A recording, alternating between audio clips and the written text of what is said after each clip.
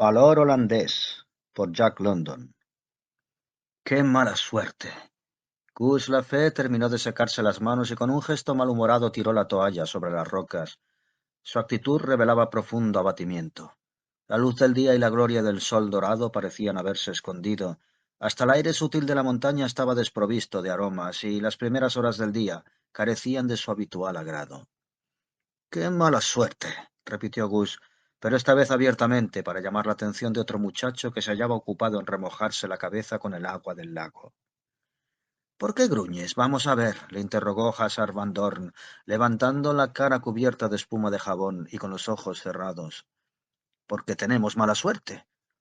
Mira, dijo Gus dirigiendo una mirada llena de enojo hacia arriba. Algún bruto nos ha tomado la delantera, nos han fastidiado. Hazard abrió los ojos y con una rápida ojeada sorprendió una bandera blanca que se agitaba con arrogancia en el borde del muro roquizo, casi a una milla sobre su cabeza. Cerró los ojos inmediatamente y su semblante se retorció con un espasmo. Gus le tiró la toalla, y sin compasión alguna vio cómo se quitaba el molesto jabón.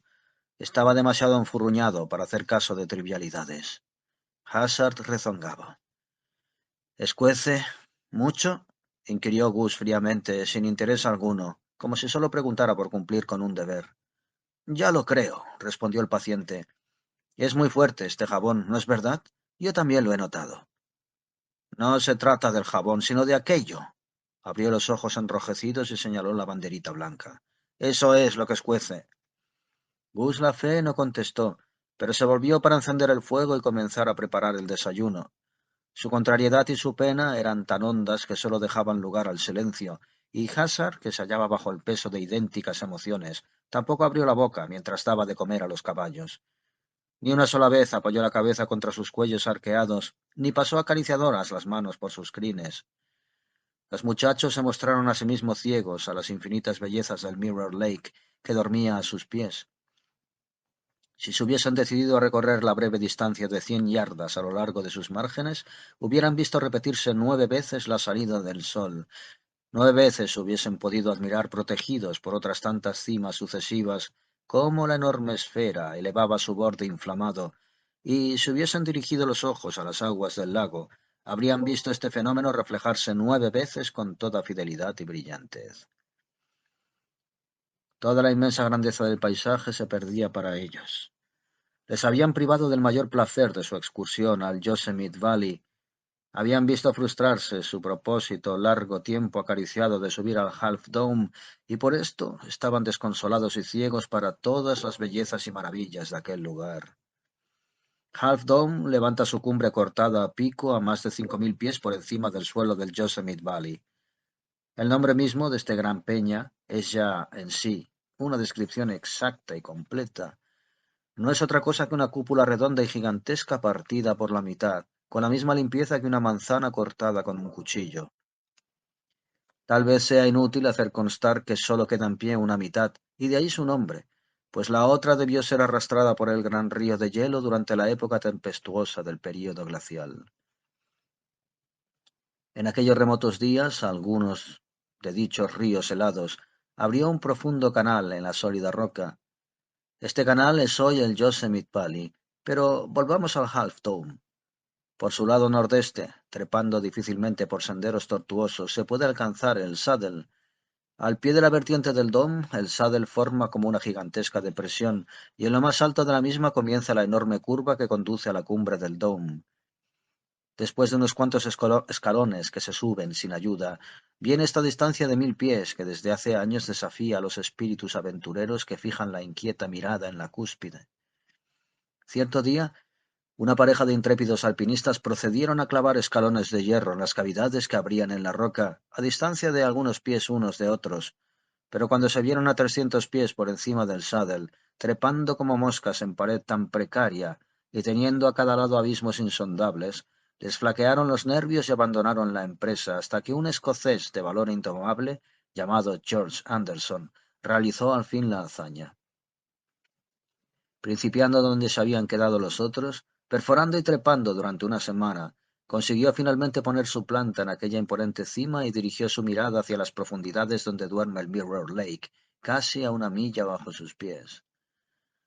En los años siguientes, muchos hombres atrevidos se aprovecharon de la gran escala de cuerda que él había colocado en su sitio, pero un invierno, escala y cuerdas fueron arrancadas por la nieve y el hielo.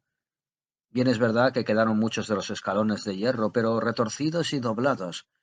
Después de esto, pocos hombres habían intentado la arriesgada empresa, y de estos pocos más de uno había perdido la vida en aquellas alturas peligrosas, sin que ninguno se viese favorecido por el éxito.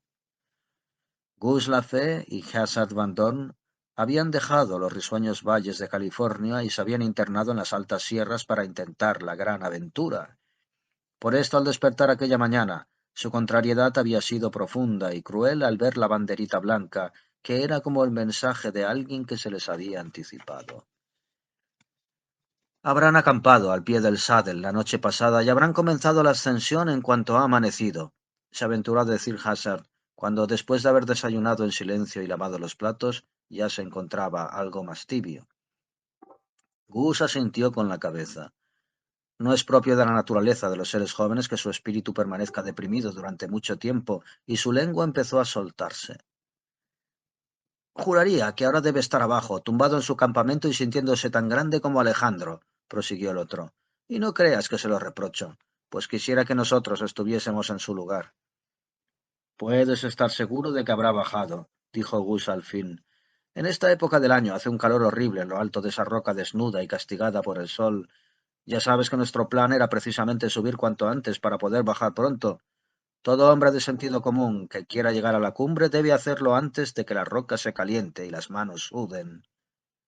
Ten la seguridad de que no se llevó los zapatos, dijo Hazard, volviéndose de pronto y mirando la blanca bandera que ondulaba alegremente en el borde mismo del precipicio. Pero mira, exclamó y se levantó con sobresalto. ¿Qué es eso? Un rayo de luz metálica descendió de lo alto del Half Dome, seguido de un segundo y un tercero. Ambos muchachos inclinaron un instante la cabeza hacia atrás, muy intrigados. ¡Qué estúpido! Exclamó Gus. ¿Por qué no habrá bajado cuando hacía fresco? Hazard sacudió la cabeza lentamente, como si la pregunta fuese demasiado seria para poder contestarla enseguida, y prefiriese diferir el juicio. Los relámpagos continuaron produciéndose, según advirtieron pronto los muchachos, a intervalos irregulares. Tan pronto eran largos como cortos, y de nuevo se repetían con gran rapidez, o cesaban por completo durante varios momentos. Ya sé de qué se trata, dijo Hazard, y su rostro mostró una gran satisfacción al comprender. Ya sé de qué se trata. Ese individuo quiere hablar con nosotros. Nos dirige la luz del sol con un espejo de bolsillo. Punto raya, ¿no lo ves?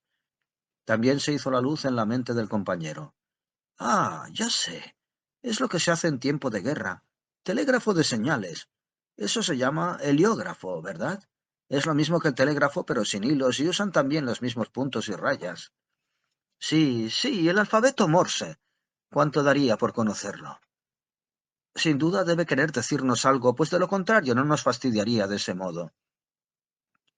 Los relámpagos seguían apareciendo y desapareciendo con insistencia, hasta que Gus dijo: El individuo está apurado. He aquí lo que hay. Probablemente se habrá herido o algo así. Bah, dijo Hazard con desdén. Gus sacó la escopeta y disparó ambos cartuchos 3 veces en rápida sucesión. Un verdadero revoloteo de rayos de luz bajó antes de que se hubiese extinguido el eco de los disparos. Aquellas señales eran tan inconfundibles que hasta el desconfiado Hazard se convenció de que el hombre que había llamado su atención corría algún peligro serio. ¡Aprisa! Gus gritó. Recoge el equipaje. Yo prepararé los caballos. Al menos nuestra excursión no habrá sido infructuosa. Debemos subir directamente al Dome y salvarle. ¿Dónde está el mapa? ¿Cómo llegaremos al Saddle? Por el camino de herradura que pasa por debajo de los Bernal Falls, leyó Gus en la guía. Una milla de viaje a buen paso llevará al turista al famoso Nevada Fall. Cerca de allí se levanta con toda la pompa y esplendor el Cap of Liberty, protegido. ¡Salta eso!, le interrumpió Hazard, impaciente. Lo que necesitamos es saber el camino. Oh, aquí está. Siguiendo el camino por el lago de la cascada se llegará a la encrucijada.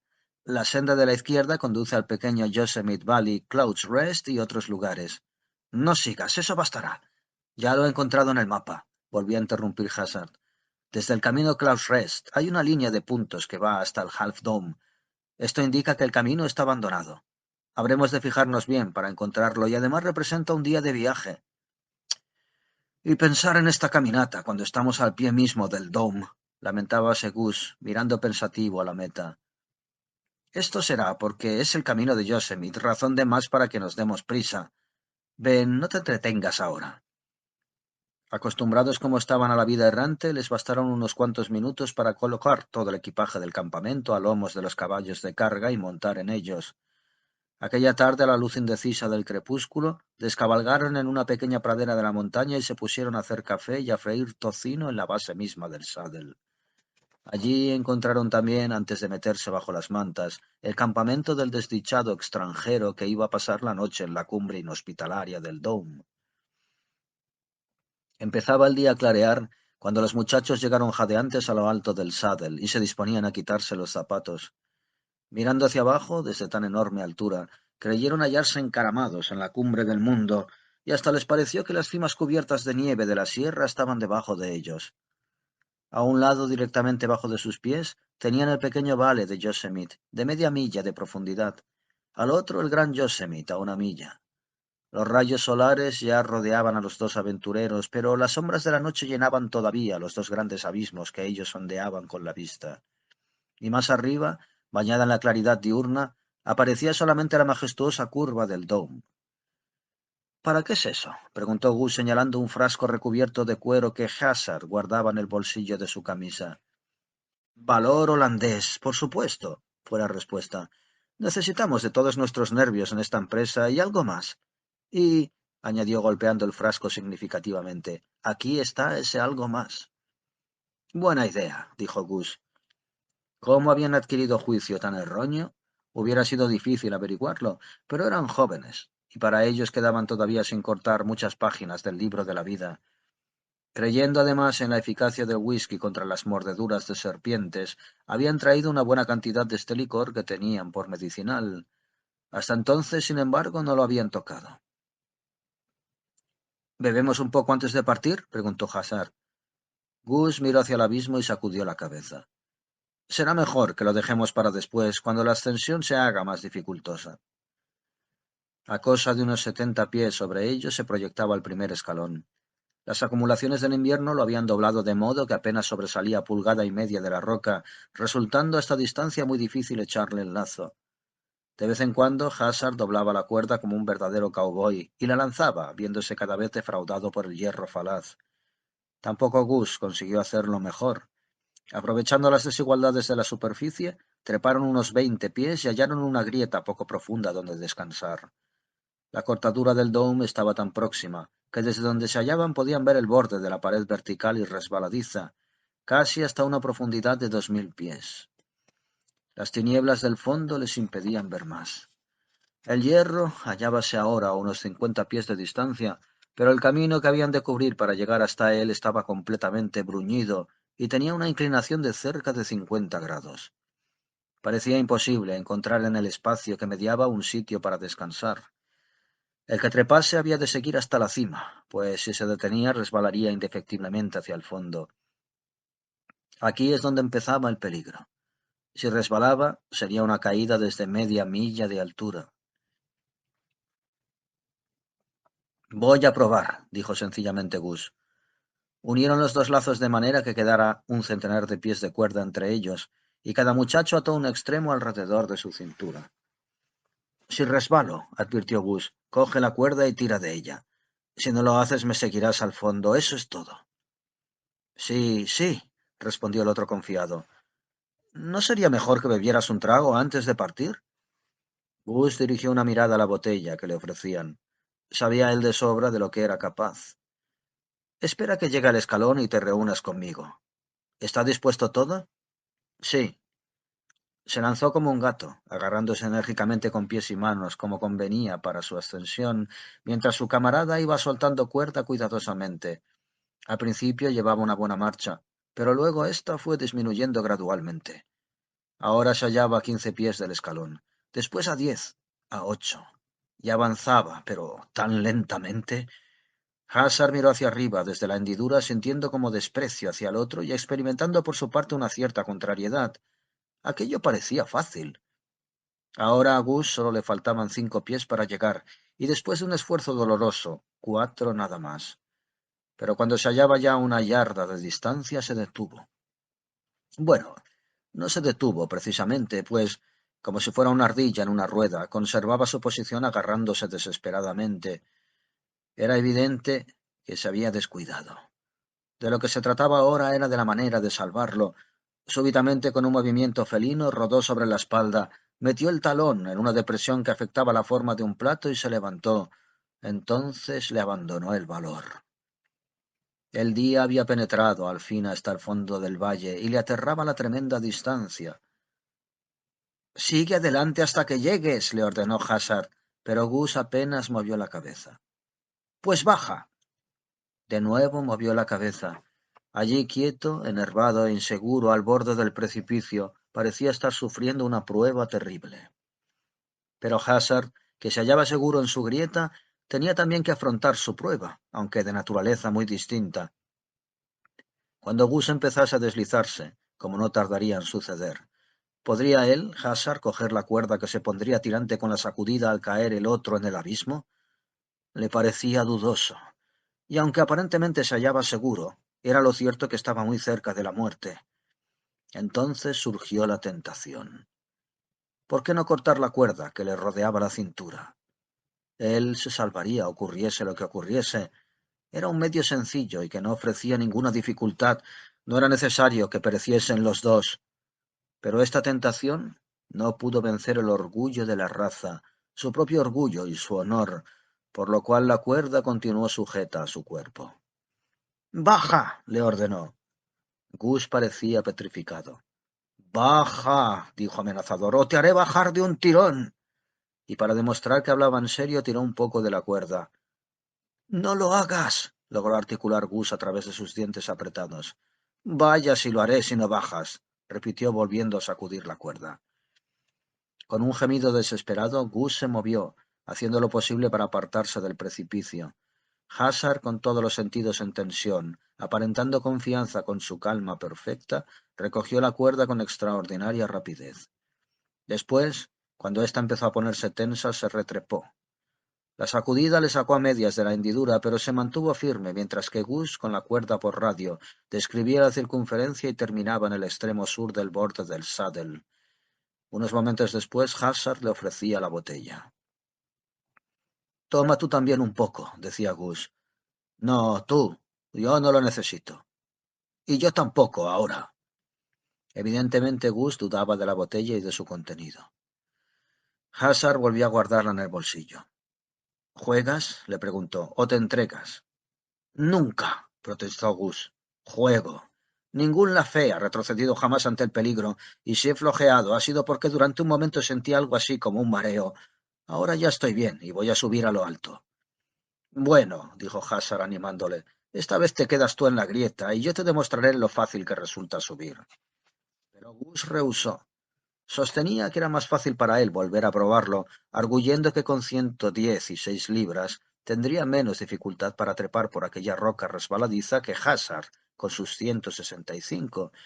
Además, que a uno que pesaba 165 libras le costaría menos detenerse en la caída que a otro que pensaba 116, sin contar que él tenía la ventaja de la pasada experiencia.